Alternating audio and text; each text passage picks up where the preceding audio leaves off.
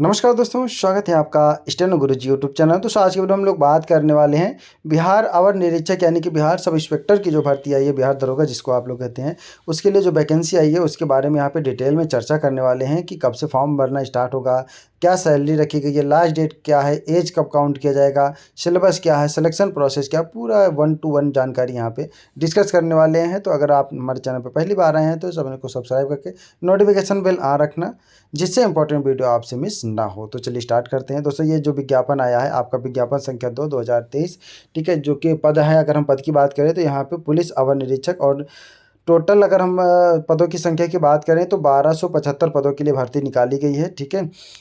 यहाँ पे सीधी भर्ती है, ठीक है, और डायरेक्ट आप अप्लाई कर सकते हैं। आप किसी भी स्टेट से अगर आप एलिजिबिलिटी रखते हैं तो आप अप्लाई कर सकते हैं। भर्ती आपका जो स्टार्ट हो रहा है वो 5 अक्टूबर से स्टार्ट होगा और 5 नवंबर तक चलेगा, ठीक है। तो 5 अक्टूबर से फॉर्म भरना स्टार्ट हो जाएगा। अगर हम पे लेवल की बात करें तो पे लेवल 6 यहाँ पे रखा गया है 7 CPC के हिसाब से, ठीक है। यहाँ पे देखिए अलग अलग रिक्तियों की ये रिक्तियों का विवरण दिया गया है कि किस कैटेगरी में कितनी रिक्तियाँ हैं, सब कुछ डिटेल में दिया गया है। और देखिए यहाँ पे जो है आपका फॉर्म भरना 5 तारीख से स्टार्ट हो जाएगा, 5 अक्टूबर से स्टार्ट हो जाएगा और ये आपका 5 नवंबर तक चलेगा, ठीक है। तो आपको लास्ट डेट का इंतज़ार नहीं करना है। अगर आप एलिजिबिलिटी रखते हैं तो आप फटाफट से तैयारी कर लीजिए और अप्लाई करके अपनी तैयारी में लग जाइए, ठीक है। फॉर्म भरने से पहले दोस्तों आपको सलाह दी जाती है कि आप विस्तृत नोटिफिकेशन ज़रूर एक बारी पढ़ें, आश्वस्त हो लें, ठीक है। किसी के कहने या बोलने से फॉर्म मत भरिएगा। आप आश्वस्त हो लें कि हाँ आप एलिजिबिलिटी रखते हैं, आपको फॉर्म भरना है, तभी भरिएगा, ठीक है। आवेदन के लिए पात्रता देखिए यहाँ पे जो पात्रता रखा गया है, ठीक है। आप भारतीय नागरिक हैं तो आप आवेदन कर सकते हैं। और शैक्षिक योग्यता की बात करें दोस्तों तो 1/8/2023 तक आपके पास ग्रेजुएशन की डिग्री होनी चाहिए, चाहे वो राज्य सरकार से मान्यता प्राप्त हो, केंद्र सरकार से मान्यता प्राप्त हो, किसी भी विश्वविद्यालय से मान्यता प्राप्त ग्रेजुएशन की डिग्री होनी चाहिए। ग्रेजुएशन मतलब चाहे आपके पास BA हो, BSc हो, BCom हो, जो भी ग्रेजुएशन के आता हो, BTech हो, ठीक है। तो ग्रेजुएशन स्तर पे जो भी आता है उसके समकक्ष वो होना चाहिए, ठीक है। अगर हम आयु सीमा की बात करें तो आयु सीमा जो आपकी काउंट की जाएगी 1/1/8 से 20 साल मिनिमम, ठीक है। 1/1/8 को आप मिनिमम 20 साल हो और मैक्सिमम 37 साल हो। बाकी कैटेगरी वाइज यहाँ पे छूट भी दिया जाएगा, लेकिन आरक्षण का लाभ केवल बिहार के निवासियों को मिलेगा। अदर स्टेट से हैं तो आपको फॉर्म भरते समय भी जनरल में अप्लाई करना है, ठीक है। वहाँ पे आपको कोई आरक्षण का लाभ नहीं मिलेगा, ठीक है। आपको जनरल में ही अप्लाई करना होगा। तो न्यूनतम 20 साल है, मैक्सिमम 37 साल है। बाकी कैटेगरी वाइज यहाँ पे छूट दिया जाएगा। महिलाओं के लिए भी न्यूनतम 20 साल है और अधिकतम 40 साल महिला के लिए है, ठीक है, अनारक्षित के लिए। बाकी कैटेगरी वाइज मैंने बता दिया कि 4 साल 5 साल जो भी है उनको छूट दिया जाएगा, ठीक है। अगर आप OBC कैंडिडेट हैं तो आपको मैक्सिमम 40 साल हो जाएगा, लेकिन न्यूनतम जो है वो सबका 20 साल ही रखा गया है, ठीक है। न्यूनतम में कोई छूट नहीं है, अधिकतम में आपको छूट मिलेगी, ठीक है। और यहाँ पे देखिए आपका जो पहले शारीरिक मापदंड होगा उसमें देख लेते हैं कि क्या योग्यता होनी चाहिए। ऊंचाई, सीना और वजन के लिए कोई अंक देय नहीं होगा, परंतु विहित आहारताएं पूरी नहीं करने वाले अभ्यर्थी असफल हो जाएंगे, ठीक है। तो आपका फिजिकल होना चाहिए। ऊंचाई में देखिए आप अनारक्षित वर्ग, सामान्य वर्ग एवं OBC के लिए 165 सेंटीमीटर चाहिए, ठीक है। और अत्यंत पिछड़ा वर्ग के लिए पुरुष की बात हो रही है 160 सेंटीमीटर चाहिए हाइट आपकी, ठीक है। और वहीं SC ST के लिए 160 चाहिए, ठीक है। तो सभी वर्गों की महिलाओं के लिए 155 सेंटीमीटर चाहिए, ठीक है। महिला के लिए चाहे वो किसी भी कैटेगरी से हो उनके लिए 155 की हाइट चाहिए। चेस्ट जो है आपका बिना फुलाए 81, ठीक है, और 5 सेंटीमीटर आपको फुलाना होगा, ठीक है, पुरुषों के लिए। और फुला के 86 हो जाएगा, 81 5 86 हो जाएगा। महिलाओं के लिए चेस्ट की ज़रूरत नहीं है। बाकी अनुसूचित जाति जनजाति के लिए उनके बिना फुलाए 79 होगा, ठीक है। तो 2 सेंटीमीटर वहाँ पे आपको छूट मिल रहा है, ठीक है। फुला के 84 होगा। बाकी यहाँ पे जो है आपका महिलाओं के लिए सीने की माप नहीं होगी। वजन जो है आपका हाइट के हिसाब से वजन काउंट किया जाएगा, ठीक है। न्यूनतम वजन आपका 48 किलोग्राम होना चाहिए, ठीक है। अब ऐसा नहीं कि आप एकदम हल्के भी हों, ठीक है। बाकी नियुक्ति की प्रक्रिया जो है आगे लिखित परीक्षा होगी आपकी। लिखित परीक्षा में दोस्तों आपको आवेदन पत्रों के संग्रहण के उपरांत आवेदन पत्रों की समीक्षा की जाएगी। जिन अभ्यर्थियों के आवेदन पत्र सही पाए जाएंगे उनके लिए लिखित परीक्षा का आयोजन किया जाएगा। लिखित परीक्षा 2 चरणों में होगी, यथा प्रारंभिक एवं मुख्य परीक्षा होगी, ठीक है। पहले 2 लिखित परीक्षा होंगी।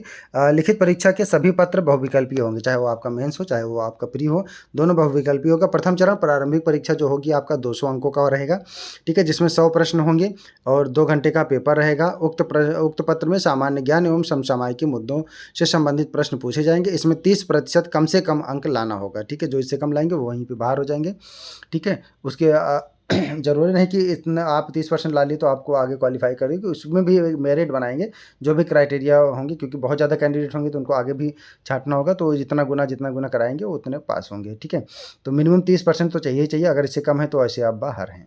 ठीक है, और बाकी यहाँ पे 20 गुना रिक्तियों की 20 गुना जो है 30% वाले को लिया जाएगा। ठीक है, जो प्री में तो यहाँ पे दिया गया है 20 गुना जो है आपका का लिया जाएगा। उसके बाद उनकी द्वितीय परीक्षा होगी, जो 20 गुना पास किए जाएंगे उनकी द्वितीय परीक्षा होगी। द्वितीय परीक्षा में सफल अभ्यर्थियों की मुख्य परीक्षा में सम्मिलित होने का अवसर प्रदान किया जाएगा। मुख्य परीक्षा में 2 पात्र होंगे।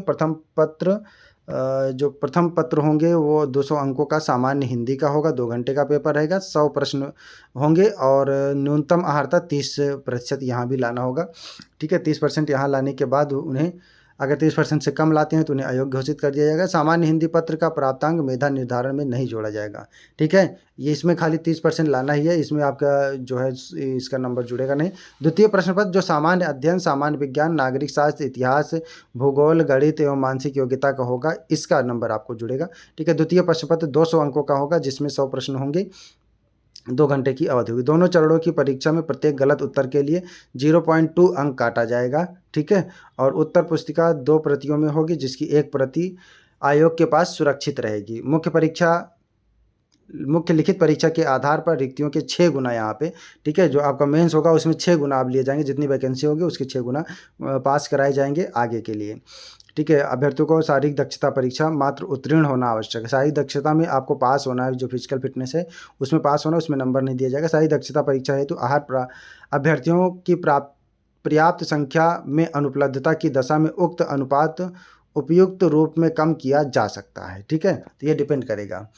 तृतीय चरण की जो होगी आपकी शारीरिक परीक्षा होगी। ठीक है, शारीरिक परीक्षा में दौड़ होगा। दौड़ पुरुषों के लिए आपका जो है 1 मील यानी कि 1.6 किलोमीटर की दौड़ के लिए समय सीमा 6 मिनट 30 सेकेंड होगा। अधिक समय लेने वाले अभ्यर्थी बाहर हो जाएंगे।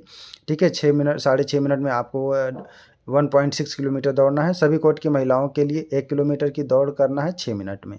ठीक है, पुरुषों के लिए और महिला के लिए छूट दी गई, ये दिया गया है दौड़। और ऊंची कूद में देखिए यहाँ पे 4 फीट सभी पुरुषों के लिए।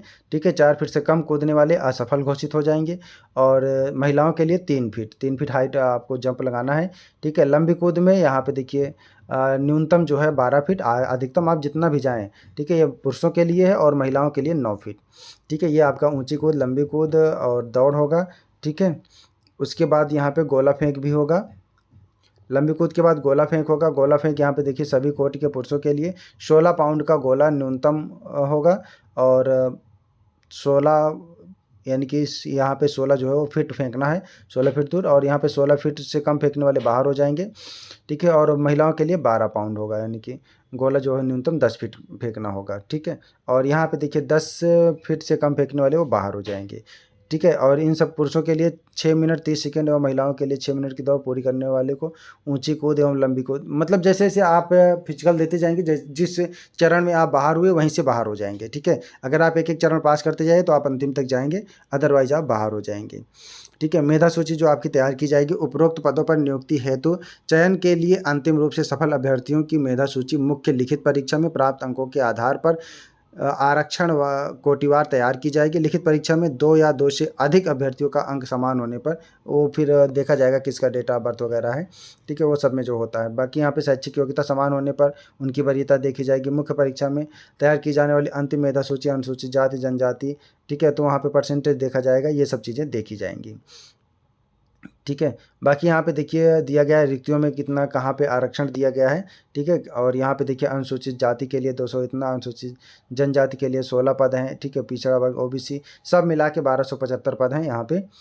ठीक है, देख सकते हैं। और यहाँ पे कितनी पद जो है कितने कैटेगरी के लिए अलग अलग दिए गए हैं। आरक्षण का लाभ केवल बिहार के निवासियों को मिलेगा, यहाँ पे पहले मैंने बता दिया था।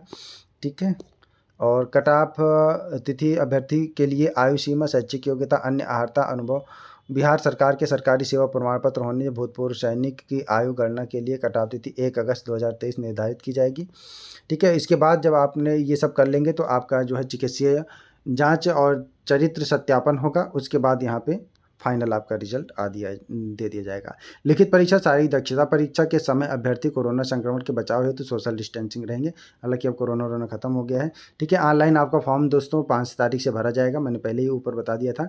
ठीक है, 5 अक्टूबर से भरा जाएगा और 5 नवंबर जो है लास्ट डेट रहेगा। ये वेबसाइट दिया गया है, इस लिंक पे जाके आप फॉर्म भर सकते हैं। ठीक है, ये लिंक भी और ये पीडीएफ भी आपको टेलीग्राम पे मिल जाएगा, वीडियो के डिस्क्रिप्शन में भी लिंक दिया गया है, वहाँ से भी जाके डाउनलोड कर सकते हैं। ठीक है, फॉर्म को बहुत सावधानी पूर्वक भरना है।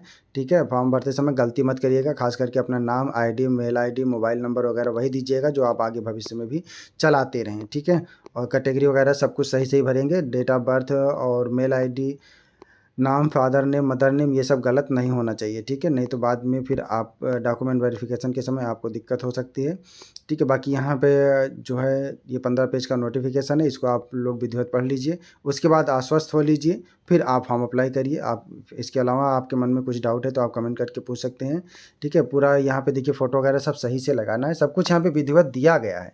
ठीक है, बस आपको 2 मिनट पढ़ने की ज़रूरत है। अगर आप इसको पढ़ेंगे तो सब कुछ आपको समझ में आ जाएगा। आई होप कि वीडियो आपको समझ में आ गया होगा। पूरा वीडियो देखने के लिए बहुत बहुत धन्यवाद। मिलते हैं नेक्स्ट वीडियो में नई जानकारी के साथ, तब तक के लिए बाय।